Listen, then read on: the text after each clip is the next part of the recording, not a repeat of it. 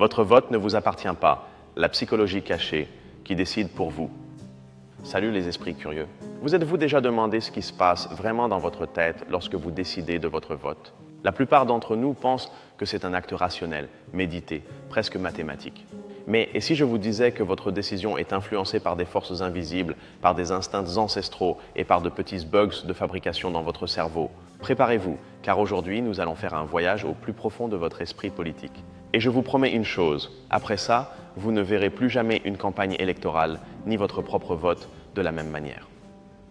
Commençons par le plus évident. La plupart d'entre nous pensent que voter est simple. Vous écoutez les propositions des différents candidats ou partis sur l'économie, la sécurité ou la santé, et vous choisissez celles qui vous plaisent le plus, ou celles que vous estimez être les meilleures pour le pays. C'est le vote que nous pourrions qualifier de rationnel, basé sur des idées et des programmes. Ensuite, bien sûr, il y a le vote d'appartenance ou vote de clan.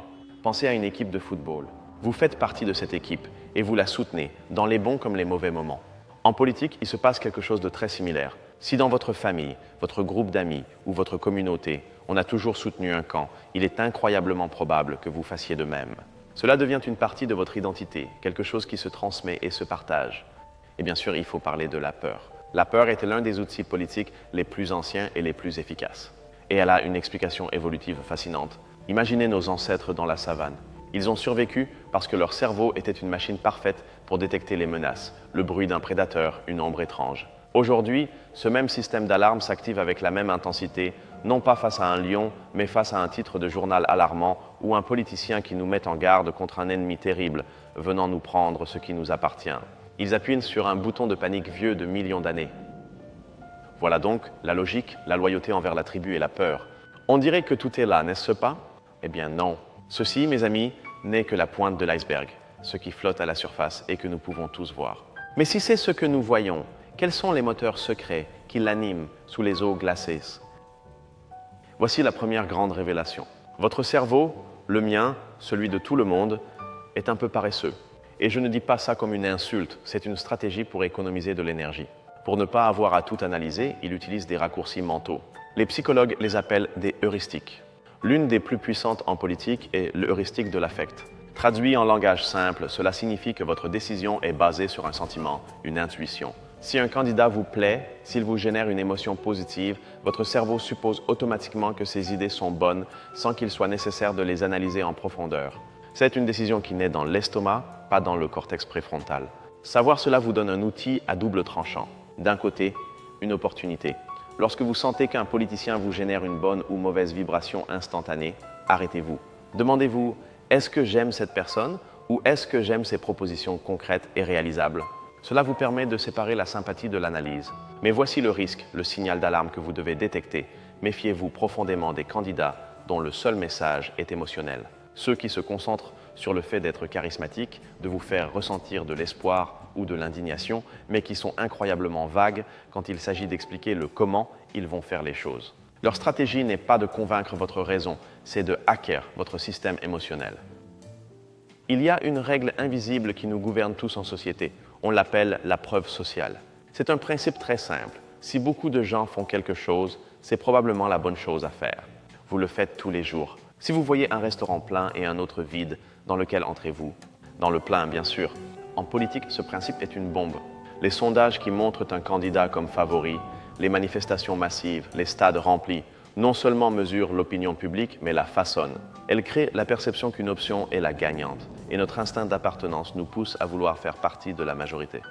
Notre esprit a besoin d'ordonner le monde pour le comprendre, et le fameux spectre de la gauche et de la droite est l'un de nos outils préférés pour classifier le chaos des idées politiques. Le problème est que cette classification alimente l'un des défauts de conception les plus puissants de notre cerveau, le biais de confirmation. C'est la tendance, presque irrésistible, à rechercher, interpréter et ne retenir que l'information qui confirme ce que nous croyons déjà. Si vous vous considérez comme une personne de gauche, votre radar cherchera des nouvelles qui mettent la droite en mauvaise posture et vice-versa. Pour contrer cela, je vous propose une stratégie mentale. Devenez l'avocat du diable de vos propres idées. Pendant 10 minutes par jour, recherchez et lisez activement les arguments du camp contraire, mais non pas pour les réfuter, mais pour essayer de les comprendre. C'est un exercice inconfortable, je vous l'assure, mais c'est le meilleur vaccin contre le dogmatisme. Voyageons des milliers d'années en arrière, Nos ancêtres vivaient en petites tribus, et la loyauté envers le groupe n'était pas une opinion, c'était une question de vie ou de mort. Coopérer et être loyal envers les siens signifiait un accès à la nourriture et à la protection. Être un traître ou un solitaire signifiait presque à coup sûr la mort. Aujourd'hui, nous ne vivons plus dans des grottes, mais ce logiciel mental de loyauté tribale est toujours installé dans notre cerveau. Votre parti politique, votre mouvement idéologique, c'est votre tribu moderne. C'est pourquoi critiquer les vôtres fait si mal, presque comme une trahison. La morale pour aujourd'hui est que cette loyauté qui un jour nous a sauvé la vie peut aujourd'hui nous aveugler face aux erreurs de notre propre camp et aux vertus de celui d'en face. Parfois, la loyauté la plus courageuse est envers la vérité, non envers la tribu. Si vous avez compris tous ces mécanismes cachés, la conclusion clé à appliquer dans votre vie réelle est la suivante. Votre première réaction émotionnelle face à un sujet politique, cet élan viscéral de soutien ou de rejet, ne vient presque jamais de votre moi le plus rationnel. C'est votre cerveau ancien, tribal et énergétiquement paresseux qui prend le contrôle. Donc, la règle d'action la plus importante que vous pouvez retenir d'ici est doutez toujours de votre première réaction. Faites une pause, respirez et donnez une chance à votre pensée plus lente et délibérée. Comprendre ces mécanismes nous donne une sorte de super pouvoir, ne trouvez-vous pas? C'est comme si vous pouviez soudain voir les fils qui animent les marionnettes dans le grand théâtre de la politique. Mais si vous pensiez que tout était déjà clair avec ça, préparez-vous, car c'est là que l'histoire devient un véritable chaos. Et c'est ici que commence la grande bataille de fond. D'un côté, un camp vous dira « Nous avons besoin de plus d'ordre, plus de contrôle et plus de sécurité pour protéger notre peuple et notre mode de vie. » De l'autre, vous entendrez « Ce contrôle nous vole la liberté, notre capacité à décider, à innover et à être maître de notre destin. » Observez bien, la discussion est rarement sur une loi spécifique. Ce qui est fondamentalement en jeu est un dilemme éternel. Combien de liberté êtes-vous prêt à abandonner en échange d'une promesse de sécurité? Il y a un mythe que nous adorons nous raconter à nous-mêmes, une petite histoire qui nous fait du bien. Je ne suis pas comme la masse. Je vote la tête froide en analysant les données et les faits de manière purement logique. Je suis désolé de crever la bulle, mais la neuroscience, à travers des études qui surveillent l'activité cérébrale, a démontré que c'est, dans une large mesure, une illusion. Lorsque nous évaluons des candidats ou des idées politiques, les zones émotionnelles de notre cerveau s'illuminent comme des feux d'artifice, tandis que les zones de la raison pure restent étonnamment calmes. Et pourquoi aimons-nous croire à ce mythe? Parce qu'il nous fait nous sentir intelligents, supérieurs et en contrôle de nos passions. Maintenant, préparez-vous à un paradoxe qui risque de vous faire réfléchir un bon moment. Elle est connue sous le nom de paradoxe de l'électeur informé. Pour émettre un vote réellement responsable, on devrait s'informer en profondeur sur des sujets incroyablement complexes. Mais plus vous vous informez, plus vous réalisez qu'il n'existe pas de solution facile et que l'impact de votre seul vote, au niveau statistique, est presque nul. Cela peut mener à un sentiment d'accablement et d'apathie. Alors, qu'est-ce qui est mieux pour une démocratie? Un citoyen passionné qui vote avec conviction mais peu d'informations, ou un citoyen très informé qui arrive à la conclusion que son vote est insignifiant? C'est un dilemme sans solution facile. Arrêtons-nous un instant pour remettre en question quelque chose que nous avons entièrement normalisé. Nous acceptons qu'en politique soient utilisées les mêmes techniques de marketing et de persuasion psychologique qui ont été conçues pour vous vendre une boisson gazeuse ou des baskets. Nos biais, nos faiblesses, nos peurs les plus profondes sont étudiées pour concevoir des messages qui nous impactent et nous amènent à voter d'une certaine manière. Est-ce éthique? La plupart l'acceptent comme faisant partie du jeu, mais si vous y pensez froidement, n'est-ce pas une forme de manipulation à grande échelle qui sape l'idée d'une décision libre et rationnelle? La manière dont nous discutons de l'identité en politique a radicalement changé avec le temps. Il y a des décennies, le débat se concentrait principalement sur l'identité de classe, les travailleurs contre les propriétaires des moyens de production. Aujourd'hui, la conversation est infiniment plus complexe. Nous parlons d'identité de genre, d'origine, de culture, de religion, d'orientation sexuelle. L'axe du débat est passé du « ce que vous avez » au « qui vous êtes ». Cela a rendu la politique beaucoup plus personnelle, beaucoup plus émotionnelle et, soyons honnêtes, beaucoup plus explosive. Au fond, tout ce chaos politique révèle une vérité inconfortable de la condition humaine. Nous ne supportons pas l'incertitude. Le monde réel est complexe, ambigu et souvent terrifiant.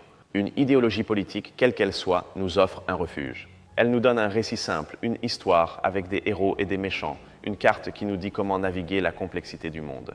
Peut-être que l'acte de voter n'est pas seulement un choix sur l'avenir, mais une quête désespérée de certitude dans un univers qui refuse de nous la donner. Comme vous pouvez le voir, nous sommes dans un champ de mines de contradictions, de dilemmes éthiques et d'émotions à fleur de peau. Le vote n'est pas un acte net, c'est le reflet de notre désordre intérieur. Mais vous avez survécu au chaos. Il est maintenant temps d'ascendre, de voir les détails subtils qui séparent les curieux des vrais connaisseurs du sujet. Devenons un peu plus techniques, mais je vous promets que ça en vaut la peine. Le psychologue social Jonathan Haidt a développé la théorie des fondements moraux.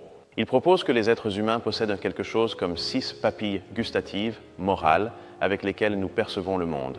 Soin, préjudice, équité, fraude, loyauté, trahison, autorité, subversion, sainteté, dégradation et liberté, oppression. Ce qui est fascinant, c'est que des études menées dans le monde entier montrent que les personnes qui s'identifient comme progressistes ou de gauche basent leur morale principalement sur les 2 premières, le soin et l'équité. En revanche, les personnes conservatrices ont tendance à utiliser les 6 de manière plus équilibrée. Cela explique pourquoi il semble souvent que les 2 camps vivent sur des planètes morales différentes. C'est qu'ils savourent littéralement la réalité avec des palais différents.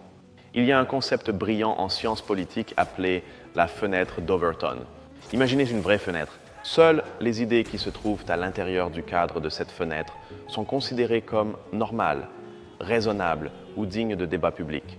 Les idées qui sont en dehors, que ce soit en haut ou en bas, sont qualifiées de radicales, impensables ou ridicules. Le véritable enjeu de la politique à long terme ne consiste pas seulement à défendre vos idées, mais à se battre pour déplacer le cadre de la fenêtre entière. Une idée qui, il y a 30 ans, était considérée comme extrémiste, peut, avec le temps, se déplacer vers le centre de la fenêtre et devenir la nouvelle normalité. C'est une lutte, non pour les idées, mais pour les limites de ce qui peut être pensé.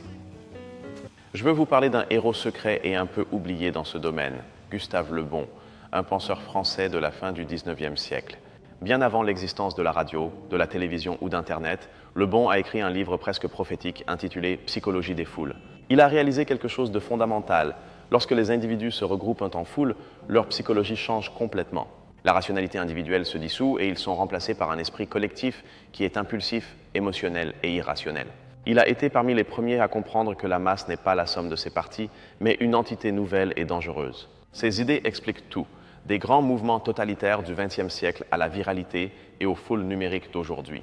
Maintenant, une théorie alternative qui est assez rebelle et heurte notre idée du citoyen idéal. C'est la théorie de l'ignorance rationnelle. Elle soutient que, pour le citoyen moyen, être ignorant en politique est une décision complètement logique et rationnelle.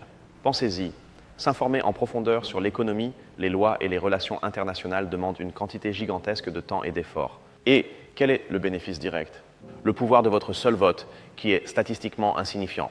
D'une pure analyse coût-bénéfice, le plus rationnel est de consacrer ce temps à votre travail, votre famille ou vos loisirs.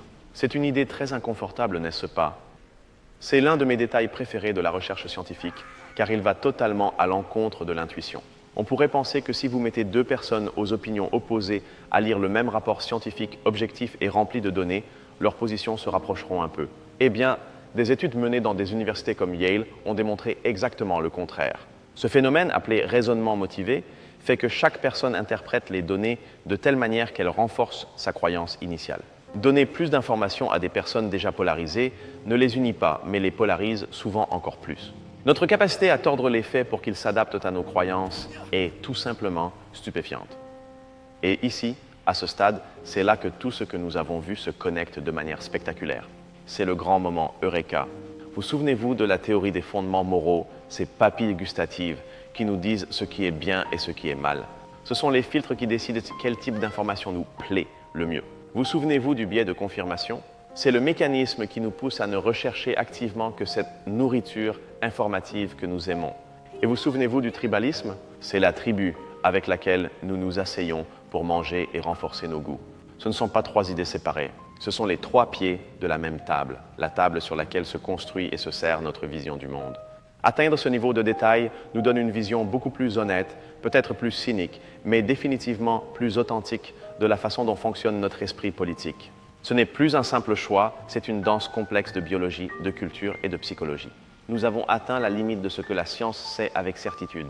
Osez-vous regarder avec moi vers la dernière frontière, vers le domaine de la spéculation et de l'émerveillement ? Regardons vers l'avenir.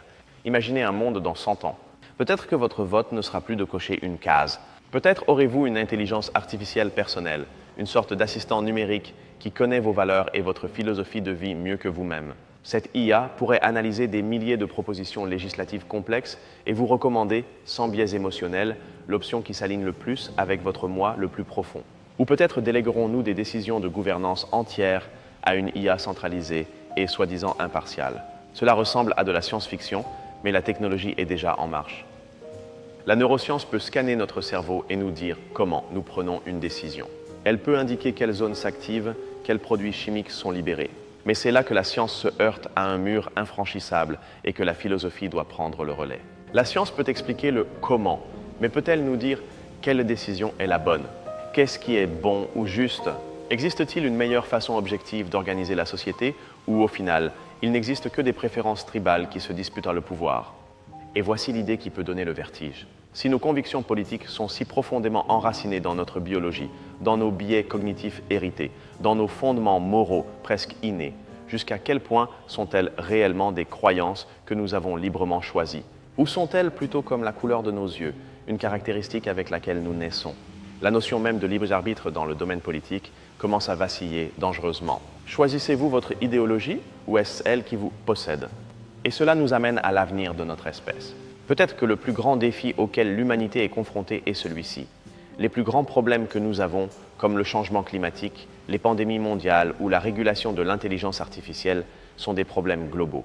Ils ne connaissent ni les frontières ni les partis politiques. Cependant, notre cerveau continue de fonctionner avec le logiciel d'une tribu locale, avec une mentalité de nous contre eux.